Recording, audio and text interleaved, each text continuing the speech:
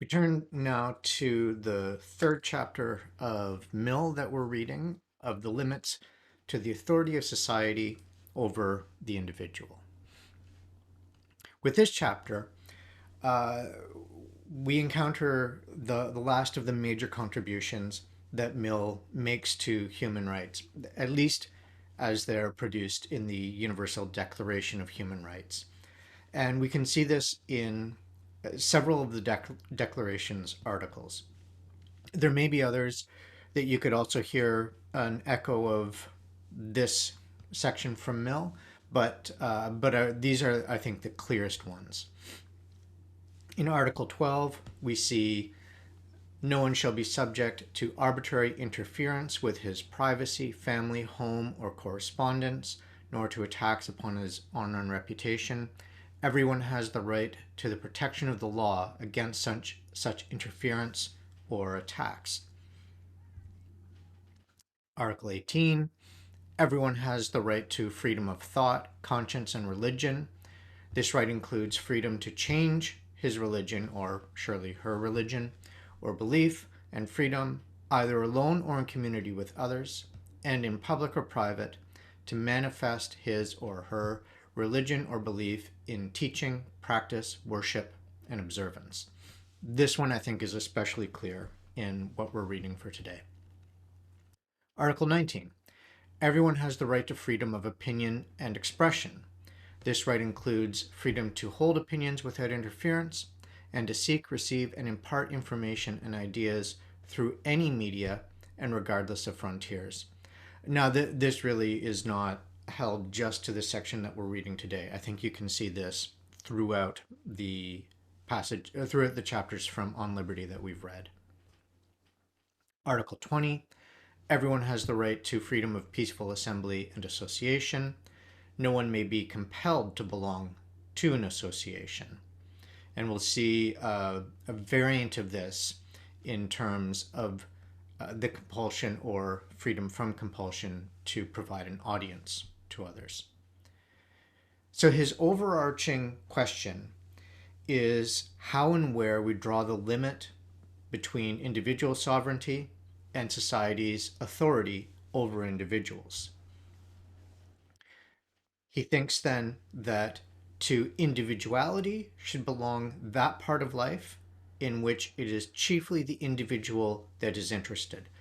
So wherever it's just the concern of the individual should be left to his or her own behavior, own actions, to hazard the risks of the consequences of those actions without interference from society. On the other hand, it should fall to society to intervene on those questions that concern social interests, that concern society more broadly, and not just the individual. So wherever my actions have consequences for society more broadly, that is where society has a say over what I can and cannot do. So then, Mill does not think that society is contractual in nature. This is an important stream of thought in political philosophy, political theory, the idea of the contract. So roughly what that is, in just very sketchy terms, we'll see this a little bit more when we turn to John Locke in the next class. The idea roughly is that in the state of nature, however one defines that, when we exist sort of without societies, without any contractual obligations to one another, without law, everybody has, in one sense, perfect freedom.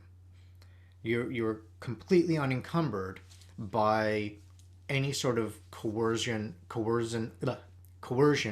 from a larger entity, a society, or law, to force you to do things or to keep you from doing things that you want.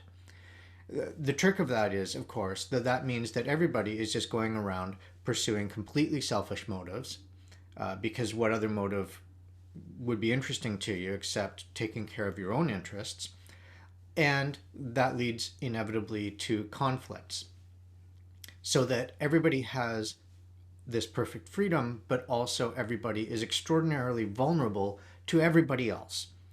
And the way the contract enters the picture then is that at some point, and different theorists have different thoughts on how you get to this point.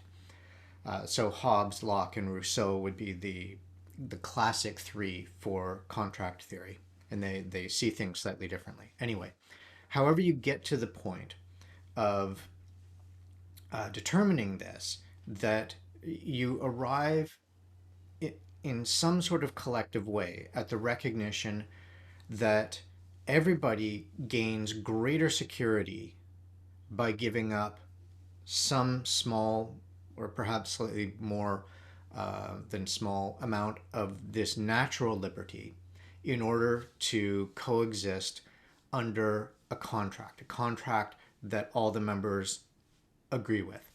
And so through that, then the possibility of things like trade, the possibility of a political unity arise, and and this is all because people are no longer completely vulnerable to one another at all times.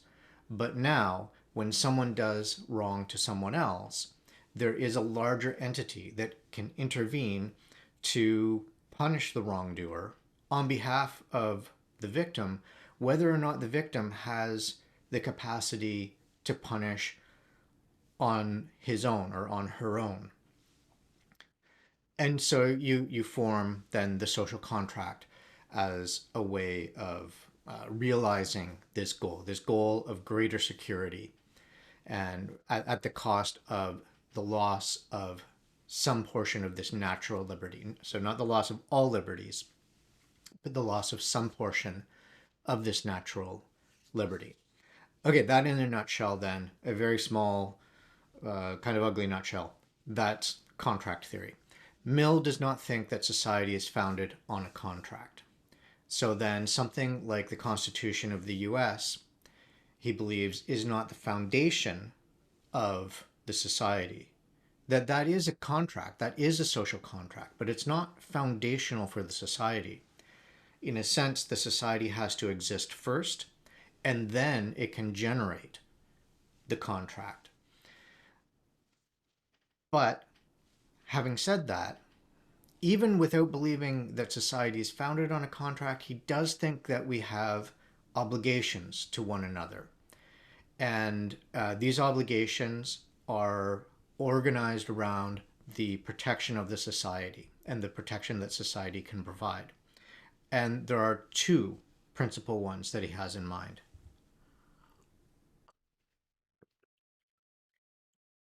So the first is, you can't harm other people over things that are their rights. Those interests that they have that are their rights. You can't harm people for that. So you, in short, then you can't do harm that violates others' rights. Second, each must bear his or her share of the burden of defending society or its members from harm, so that it's not that it just falls to some people to take on this burden and others get to be, so to speak, free riders, but that everyone has a shared duty to prevent society and its members from harm. This is not entirely circumscribed by law. There, there are other social mechanisms to achieve these ends aside from law. So then, when a harm is not illegal, still we can use things like public opinion to punish the agent for that harm. So if you just think of something like the impact that the public revelation of a scandal has on, for example, the career of a politician, then you can see that that doesn't require a legal mechanism to function, that just the fact of social criticism, social disdain, that will do the same kind of punishing work. But he thinks we can only do that where someone's conduct disrupts the interests of others. So, where someone's conduct does not disrupt the interests of others, whatever opinion we may have of that, we may not punish the person either through public opinion or through the law. By now, then, this should be the kind of move that we've come to recognize in Mill's work.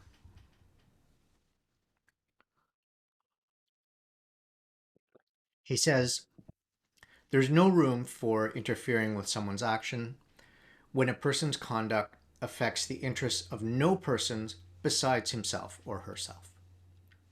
In all such cases, there should be perfect freedom, legal and social, to do the action and stand the consequences. So whenever I am the only one who bears the consequences, it should be left to me to do the thing that I want to do.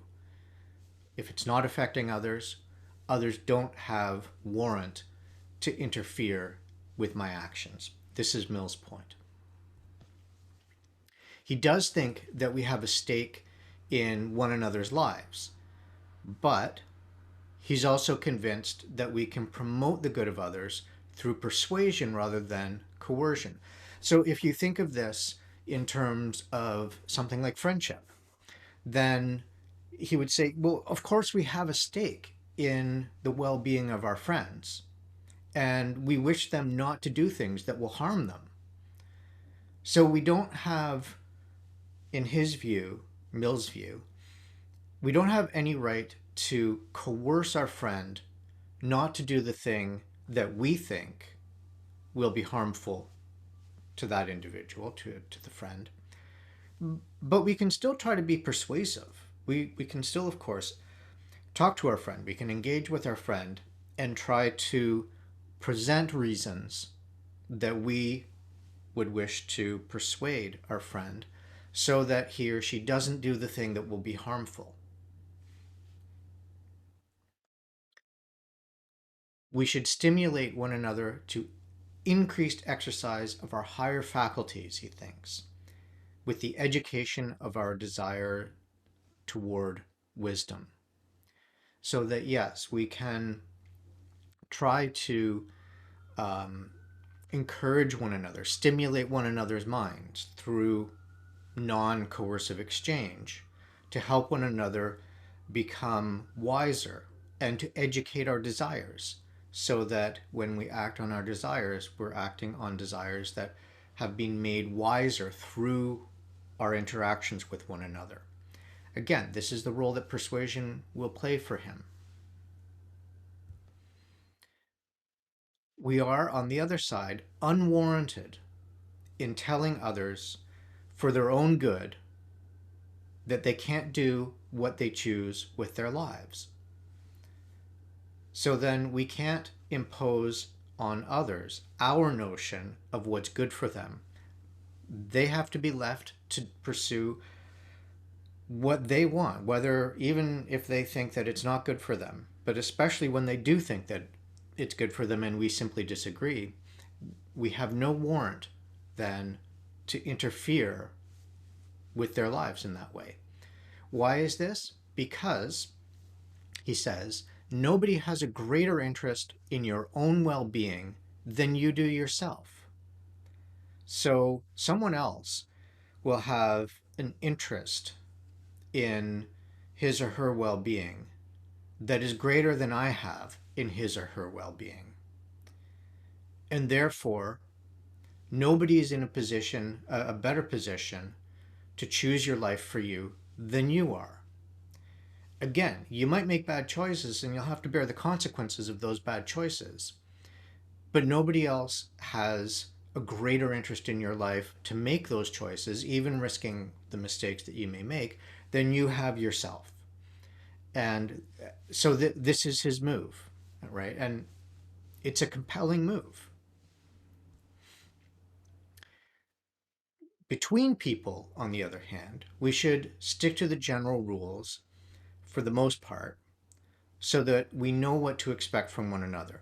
So that when there is a kind of standard of behavior that we have within a community, that makes us predictable to one another. It allows us to know what to expect to one another, how to respond to one another.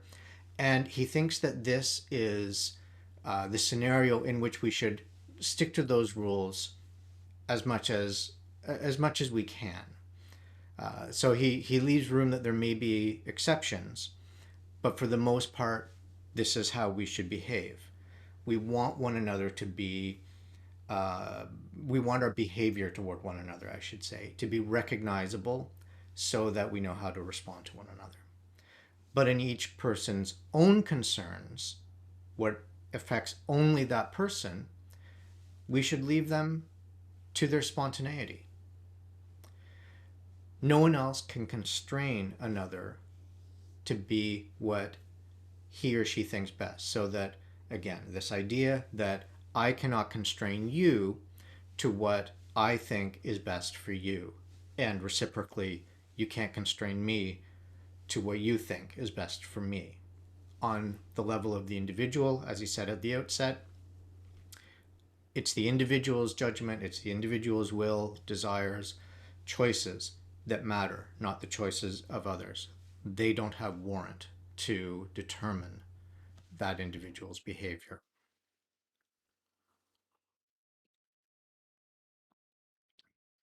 Nonetheless, some people are going to impress their foolishness upon us, as he puts it, albeit without harming us.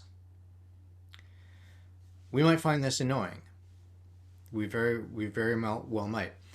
He would say, I think Mill would say, that being annoyed is not the same as being harmed.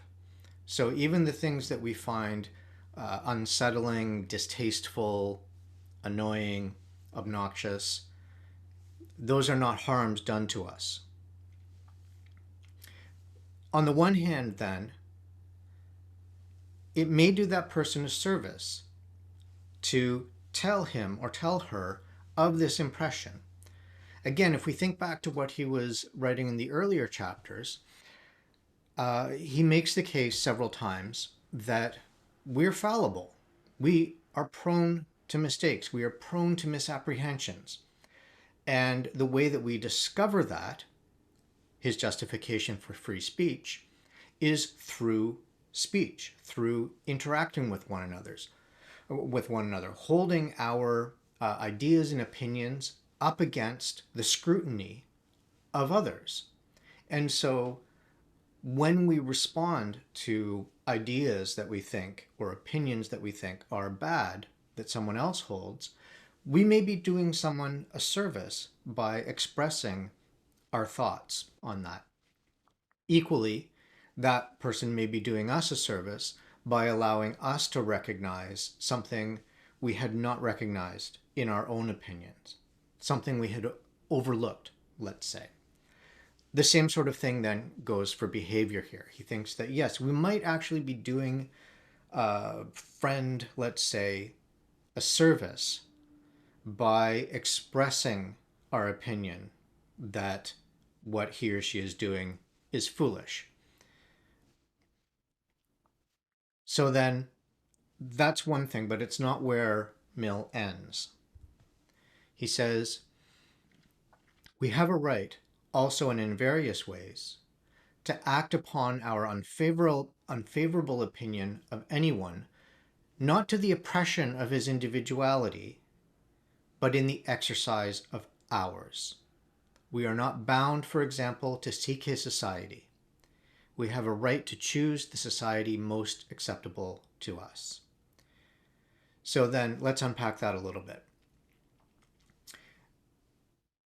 We can act on our unfavorable opinion of someone, but that action can't be oppressive to that other person's individuality, right? Again, that person gets to choose his or her life. That person gets to take the experiments with life that he or she chooses, however disagreeable we might find them.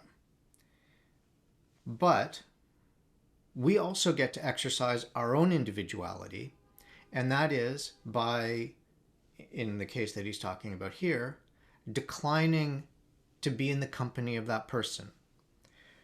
We can't be compelled to be in that person's company, to seek his society, as Mill puts it. Why? Because again, as a matter of our individuality, our freedom as individuals, it's up to us and not someone else to decide whose company most suits us. And we can pursue that company. Again, those individuals are not compelled to give us that company, but we're free to pursue it at least. And we're also free then, by extension, to decline to give another person the company, the society that he or she may seek with us.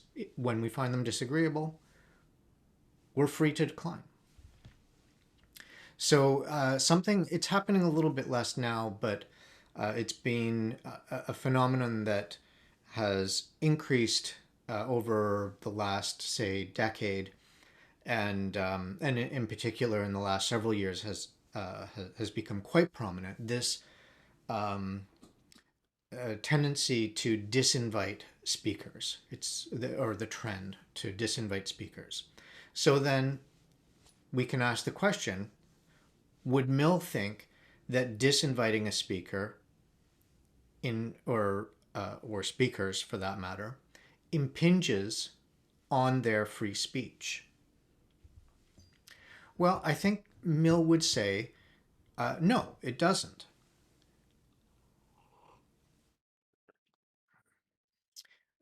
We're not obligated to give an audience to anybody.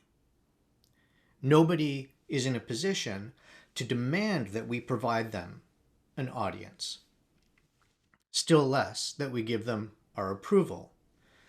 And so it is an exercise of our freedom when we decline to give an audience to someone who we find insufferable, right? That doesn't keep them from seeking other audiences and from entertaining other audiences. They can do that. We're not allowed to keep the audiences that desire that speaker from hearing that speaker. That's off the table. That's a violation of the free speech principles that he's already outlined earlier. But we cannot be compelled to give that person an audience ourselves. So we, even if we've extended an invitation, we're allowed to change our minds and say, no, we no longer wish to share your company, to provide you with the audience that earlier we had said that we wanted. So we disinvite you. Mill formulates the idea like this: what I contend for is that the inconveniences which are strictly inseparable from the unfavorable judgment of others are the only ones to which a person should ever be subjected for that portion of his conduct and character which concerns his own good, but which does not affect the interests of others in their relations with him. That is not a transparent sentence. I recognize that. It's both long and somewhat complicated. To phrase it differently, he would say that when somebody has unfavorable judgments or opinions, they will suffer a certain kind of uh, social disdain, and that is the only punishment, if you can even call that a punishment. That's the only consequence that they should be forced to experience. Even forced is the wrong word there. That's the only consequence that they should experience. There should be no other coercive measure taken, no other legal measure taken against someone when what is offensive to others actually affects only that individual in terms of doing harm. As long as the offensiveness does not actually harm another, Mill says, we can't intervene in any coercive way. Again, we can try to be persuasive. We can share our opinion with that individual. That would fall under our freedom. But we can't demand that they will experience any punishment beyond these inconveniences, as he puts them, of unfavorable judgment of others. So we have duties to ourselves, self-respect and self-development. And we're simply not accountable to others for these. They don't form social obligations. They are things that entirely concern ourselves. In a sense, you could think of this as a loop that closes upon itself. It doesn't invite others to interfere. So others are not warranted in interfering. Beyond that, then, it makes all the difference in our feelings and conduct toward a reprobate, toward somebody who we find insufferable, whether we think that that individual displeases us in things about which we think we have a right to control in him or her, or in things in which we do not feel that we have a right. So our conduct will be informed by our perception of whether or not we think that we have a right to intervene. The basis of that right will be that that individual's behavior harms us or harms others, harms society, say more broadly. If we perceive that someone else's behavior only harms that individual and does no harm to us, we're out of luck there. We don't have justification to intervene. So then we don't have any justification further to multiply the punishment that that individual will bring about by his or her ruinous behavior. That individual is already going to have to suffer the consequences of that behavior for him or herself. And so we're not justified in multiplying those consequences with punishments. However, as he already has said with respect to persuasion, we can show that individual how to avoid or cure the noxious behavior. Right? Again, if you think of this on the model of friendship, then we care about what happens with our friends. We care about what they do to themselves. Even if we're not allowed to intervene coercively, still, it is our freedom to show our friends the implications of that noxious behavior and how to avoid it, or as he says, how to cure it.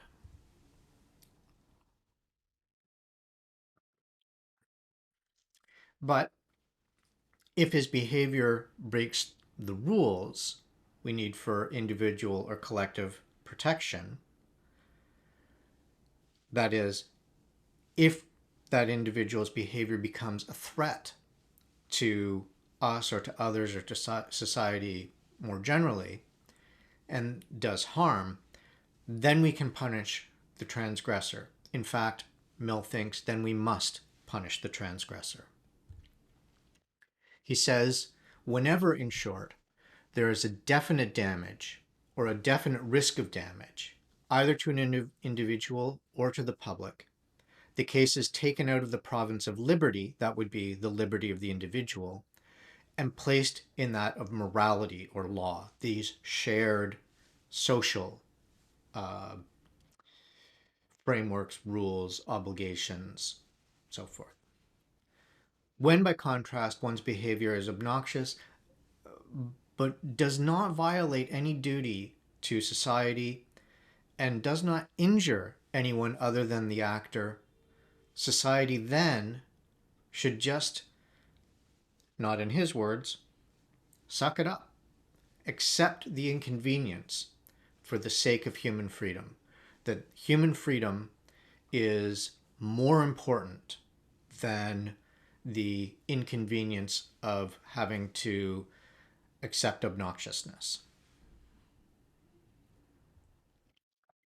He extends this claim then to say that not only is it unnecessary for society to compound people's natural contempt with punishment, so the natural contempt that other individuals will have for someone who's behaving obnoxiously. It's not necessary to add punishment to that contempt, but trying to coerce, say, sobriety or prudence and such good behavior will breed rebellion. Of course, the history of prohibition in the US bears this out, and that's an example that he cites. Further, the one who self-injures through foolishness also provides a cautionary tale for others, so that the harm that the individual experiences also will have this spillover positive effect of allowing others to learn not by experience but by example and avoid undergoing the same kind of harm themselves. So still, when you stick to the harm principle that Mill has been developing throughout these chapters, you can see that it applies here as well. That someone else's bad example can be good for you so that you don't have to go through the same thing and bear the consequences of that individually harmful behavior. So his argument is that while public opinion may be mostly correct on questions of duty to others, why? Because that is on questions of duty to others, public opinion has a direct interest. On people's self-regarding conduct, by contrast, it's likely to be wrong. Why is that? Well, he says, for in these cases, public opinion means, at best, some people's opinion of what is good or bad for other people. Not some people's opinion of what is good or bad for themselves. That he would stand behind. He would think that that's defensible. But some people's opinion of what is best for other people, he said, that's out of court. That it's going to be less correct than one's own opinion of what is best for oneself. Why? Because you have the strongest interest in yourself, stronger than anyone else's interest in you.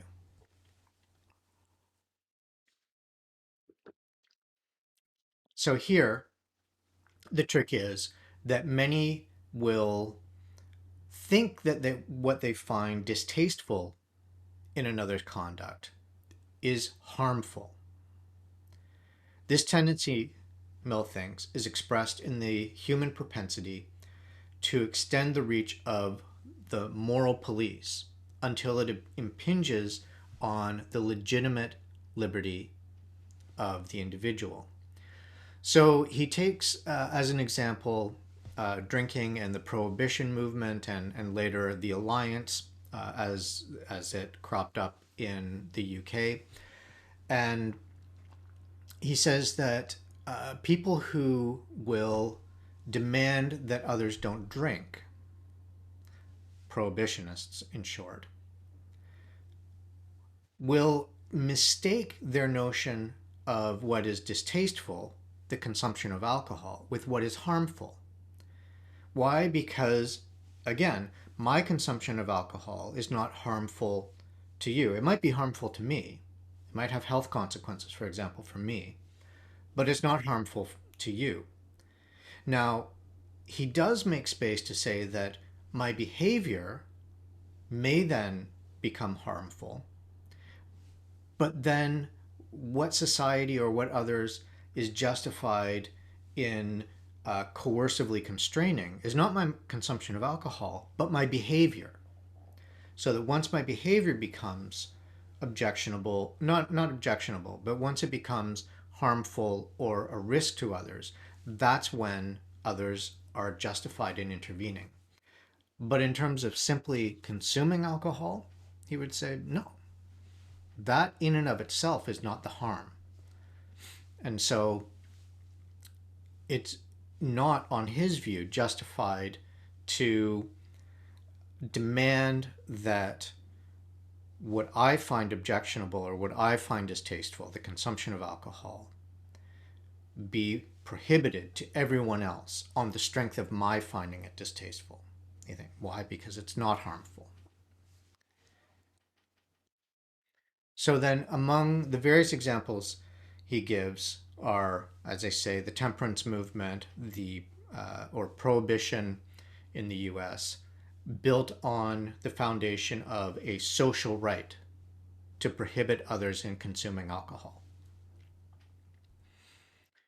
He says, this is a quotation that will continue on the next slide, a theory of social rights, that it is the absolute social right of every individual that every other individual shall act in every respect exactly as he ought, flawlessly, in other words, that whosoever fails thereof in the smallest particular violates my social right and entitles me to demand from the legislature the removal of the grievance, the removal of that action, behavior, practice, whatever.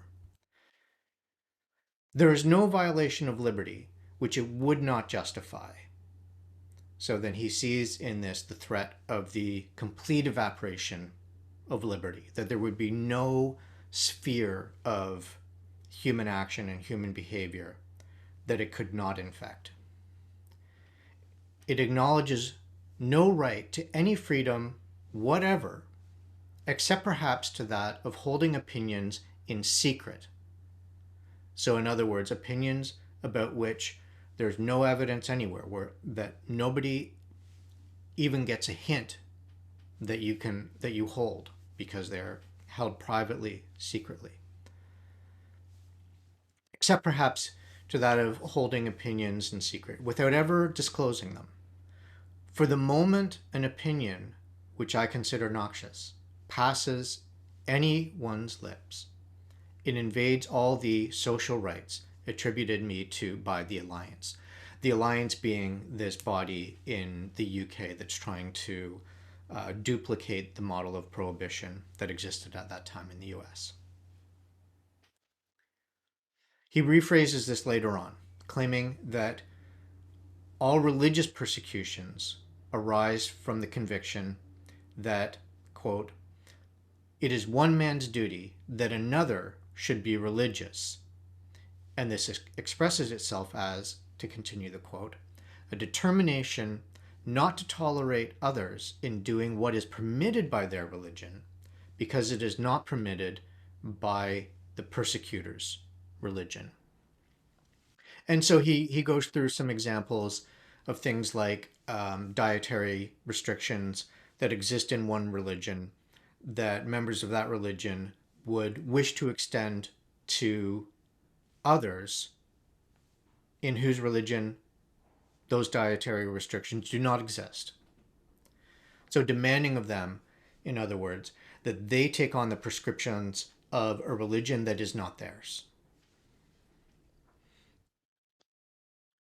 So then, how does this example look in the light of Mill's claim in the introduction? He says, the only purpose for which power can be rightfully exercised over any member against his will is to prevent harm to others. This is, I think, the political and moral lesson that he's trying to get across to us throughout all of the chapters that we've read so far. That no one can rightfully exercise power or coercion over another except to prevent harm to others.